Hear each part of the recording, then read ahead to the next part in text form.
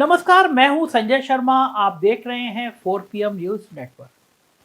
मोदी सरकार के एक मिनिस्टर हैं, मुझे बहुत पसंद है और मुझे लगता है मुझे ही नहीं, शायद देश में सभी को सबसे ज़्यादा पसंद होंगे।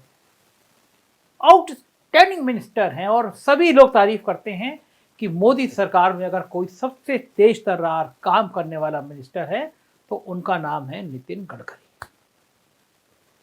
लेकिन आजकल विचारों के सितारे थोड़े गर्दिश में हैं। बड़े साहब और छोटे साहब के निशाने पर हैं। मतलब प्रधानमंत्री जी और अमित शाह जी के निशाने पर हैं।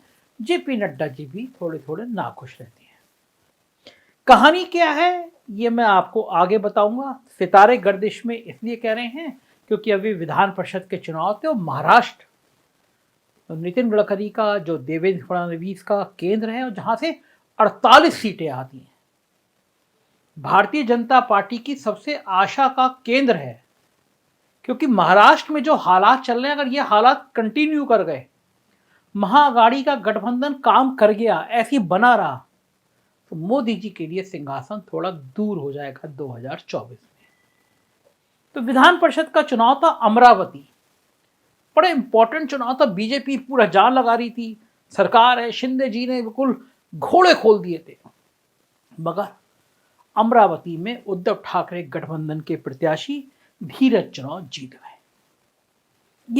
ये झटका इतना बड़ा था। उधर भारतीय जनता पार्टी हार गई शिक्षक निर्वाचन क्षेत्र में। अब नागपुर, जहां पे मोहन भागवत बैठते हैं, नागपुर जहां भारतीय जनता पार्टी का गढ़ है, महाराष्ट्र में सरकार किस तरह गुवाहाटी मॉडल में बनी सब जानते हैं। अब अगर वहां पे विधान परिषद चुनाव में ये हाल है तो 48 सीटों पर क्या हाल होगा, सहज अंदाजा लगाया जा सकता है। तो परेशान थे साहेब, परेशान, छोटे साहेब परेशान। और फिर इन चुनाव के बाद ये लगा कि महाराष्ट्र में गडकरी और फडणवीस के बस का नहीं है। गडकरी जी को भी लगा कि क्योंकि गडकरी जी को बहुत दिनों से आप देख रहे होंगे साइडलाइन कर रखा था। महाराष्ट्र में रेल का उद्घाटन हो, मेट्रो का उद्घाटन हो या कोई और उद्घाटन हो, गडकरी नजर नहीं आते थे प्रधानमंत्री के दाएं बाएं। तो गडकरी के करीबी तो कह रहे हैं कि हमसे क्या मतलब, जब हमारे नेता को इतना महत्व नहीं दोगे तो निर्वाचन एमएलसी के चुनाव में जीतो हारो, हमारे नेता का क्या मतलब। लेकिन बाकी पार्टी को नेता से मतलब है। सीटें अगर 220 230 के आसपास रह गई तो यही नेता, यही गडकरी देश में एक बड़ी ताकत के रूप में उभरेंगे और प्रधानमंत्री पद के सबसे सशक्त उम्मीदवार बन सकते हैं। तो आज मैं गडकरी के उदय की, भारतीय जनता पार्टी की राजनीति की अंदरूनी कहानी आपको सुनाने जा रहा हूं। यह साल 1997 का था। इंद्र कुमार गुजराल के नेतृत्व में संयुक्त मोर्चे की सरकार चचा केसरी की कृपा पर घिसट रही थी। घिसट में कह रहा हूं, बड़ा रो रो के चल रही थी। उस दौर में भारतीय जनता पार्टी के रणनीतिकारों को लगता था कि कभी भी चुनाव की नौबत आ सकती है और जनता अब की बार अटल बिहारी के नारे पर झूमने के लिए एकदम तैयार बैठी है। लेकिन तभी पार्टी के सबसे बड़े रणनीतिकार और सोशल इंजीनियरिंग के मास्टर कहे जाने वाले KN गोविंदाचार्य की लुटिया डूब गई। उनकी लुटिया डुबोई भी किसी और ने नहीं, बल्कि भारतीय जनता पार्टी के शिखर पुरुष पंडित अटल बिहारी वाजपेयी ने। आप ये भी कह सकते हैं कि गोविंदाचार्य ने अपनी लुटिया डूबने का इंतजाम खुद कर लिया, क्योंकि उन्होंने एक पत्रकार को एक इंटरव्यू दिया और उन्होंने उस इंटरव्यू में वाजपेयी को पार्टी का मुखौटा कह दिया। वो दौर अटल बिहारी वाजपेयी की लोकप्रियता का था, शिखर पर था। उस दौर में हालत ये थी कि संघ की बातों को भी वाजपेयी हवा में उड़ा दिया करते थे, जैसे आजकल मोदी जी उड़ा देते हैं। लिहाजा कोई भी गोविंदाचार्य को वाजपेयी जी के कोप से बचा नहीं पाया। अब आते हैं 2005 के साल में। इतिहास अपने को दोहराता रहता है। इस दौर में गोविंदाचार्य की जगह संजय जोशी विराजमान हो चुके थे। यूं कहें कि पार्टी के बेहद ताकतवर संगठन महासचिव, इतने ताकतवर कि पार्टी के बड़े से बड़े नेता और मुख्यमंत्री उनके सामने शीश झुकाते थे। इनकी ताकत का अंदाजा आप इसी से लगा सकते हैं कि उस दौर में पार्टी के सर्वशक्तिमान नेता लाल कृष्ण आडवाणी, जो पार्टी अध्यक्ष और विपक्ष के नेता दोनों पदों पर काबिज थे, उनसे जिन्ना विवाद के बाद संजय भाई ने इस्तीफा मांग लिया। सोचिए, जब संजय भाई ने आडवाणी जैसे ताकतवर नेता से इस्तीफा मांगा, तब किसी की हिम्मत नहीं हुई कि पार्टी में खुलकर कोई आडवाणी के बचाव में खड़ा हो जाए। लेकिन इन्हीं संजय भाई जोशी पर मोदी जी की भ्रुकुटी तन गई, बिल्कुल वैसे ही जैसे अटल बिहारी वाजपेयी जी की गोविंदाचार्य जी पर तन गई थी। मजबूरन संजय भाई को रुखसत होना पड़ा। हालांकि बाद में आडवाणी जी भी मोदी के आवा मंडल से बच नहीं सके और मार्गदर्शक मंडल में भेज दिए गए, जहां आज भी वो विराजमान है। लेकिन एक नेता है जो ना तो मार्गदर्शक मंडल में है और ना ही भाजपा के संसदीय बोर्ड में। उसके पर कतरे गए उसको संसदीय बोर्ड से हटाकर।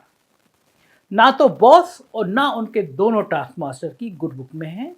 मतलब ना मोदी जी, ना अमित शाह, ना जेपी नड्डा की गुड बुक में है और ना ही मुकेश अंबानी और अडानी के करीबी है। लेकिन फिर भी अभी तक जमे हुए हैं। अंबानी से तो 36 के आंकड़े लेने के बाद भी जमे हुए हैं। कारण सिर्फ यह है कि संघ में उनकी गहरी पैठ है, विपक्ष में काफी इज्जत है और साथ ही पार्टी के कार्यकर्ताओं के बीच उन्हें हर दिल अजीज कहा जाता है। जो काम उनको दिया जाता है उसे पूरे दिल लगाकर करते हैं। मगर उनकी यही सब खासियत, यही शख्सियत अब उनके लिए मुसीबत बनती जा रही है। अब वो दौर नहीं रहा जब वो कॉमरेड एवी वर्धन के पास घंटों बैठकर बातें किया करते थे, दर्शन पे बातें करते थे, राजनीति पे बातें करते थे। पूरी पार्टी उनकी इस कला को एक शख्सियत के तौर पर, एक खासियत के तौर पर देखती थी। बल्कि अब वो दौर है जिसमें बॉस ही मालिक, बॉस ही मैनेजर, बॉस ही अर्थशास्त्री, बॉस ही दार्शनिक, बॉस ही वैज्ञानिक, बॉस ही बॉस के मन की बात, भगवद गीता और भगवान के रूप के बाद भी बॉस। जेपी नड्डा ने कहा था मोदी जी भगवानों के भगवान है। लेकिन ये वाले नेताजी जो है हमारे गडकरी जी, ये सब मानते ही नहीं। इस सारे माहौल को देखने के बावजूद मानते ही नहीं और कहते फिरते हैं कि मैंने ये सड़क बनवा दी, इतने कम खर्च में बनवा दी, इतनी बढ़िया बनवा दी, इतनी शानदार बनवा दी, वगैरह वगैरह। अब बेचारे बॉस को यानी मोदी जी को क्रेडिट देते नहीं। लिहाजा अब खतरा मंडराने लगा है कि कहीं इनका हाल भी गोविंदाचार्य या संजय जोशी जैसा हो ना जाए। गडकरी जी के भविष्य को लेकर तमाम तरह की चर्चाएं चल रही हैं। वो तो भला हो पिछले 10 दिनों से अडानी वाली लड़ाई के बने माहौल का, जिसमें बॉस खुद परेशान हो गए। वरना 10 दिनों पहले तक ये लग रहा था कि गडकरी जी को मार्गदर्शक मंडल में भेजने की तैयारी पूरी हो चुकी है। सोचिए कितनी बड़ी तैयारी।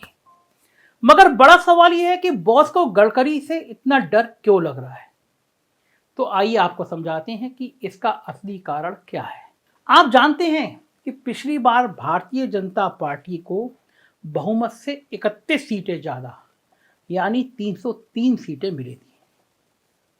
इन 303 सीटों में से बंगाल से 18, बिहार से 17 और महाराष्ट्र से 23 सीटें, 23 सीटें मिली थी। मगर इस बार ना तो नीतीश बाबू साथ हैं और ना ही ठाकरे परिवार, ममता दीदी ने अलग माहौल बिगाड़ दिया है। लिहाजा इन तीनों राज्यों से भारतीय जनता पार्टी को कुल मिलाकर सिंगल डिजिट में ही सीट मिलने की संभावना है, ऐसा सभी कह रहे हैं। छत्तीसगढ़ में भारतीय जनता पार्टी को 9, हरियाणा में 10, कर्नाटक में 25 और हिमाचल में 4 सीटें मिली थी। जबकि इन चारों राज्यों में इस बार कांग्रेस की सुनामी चलती हुई दिख रही है। राहुल गांधी की भारत जोड़ो यात्रा के बाद दिख रहा है। देश के बाकी राज्यों में भी कहीं बढ़ने की संभावना नहीं दिखती। अब बढ़ेगी भी कैसे?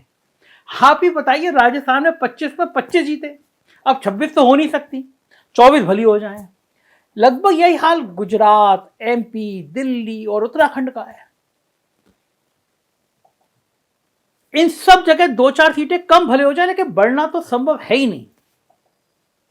मोटे तौर पर कहें तो भारतीय जनता पार्टी की सीटें कम से कम आज की तारीख में 180 से 220 के बीच सिमटती हुई दिख रही है, ऐसा सभी राजनीतिक पंडित कह रहे हैं।